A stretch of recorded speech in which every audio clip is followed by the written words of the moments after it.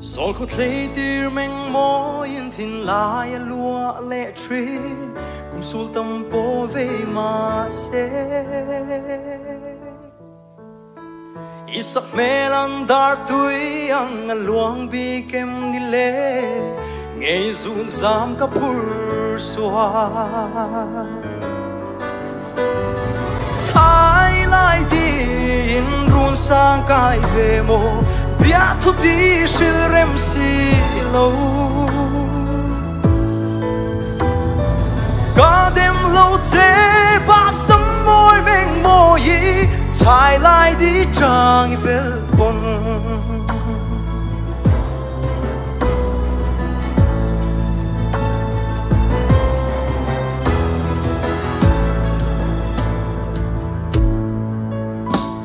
Masikiang han oyan zong kapal thei big silo zol ko zau ti moyan sutin lo vul zua zelin kan run ti moyan leng zong de lo ve na chai lai din run sang kai ve mo bia thu ti shil rem si lo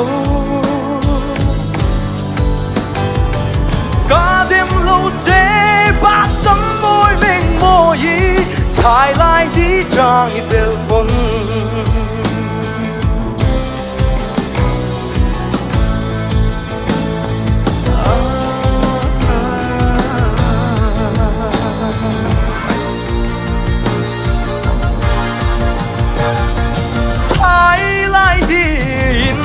sang kai ve mo bia tu ti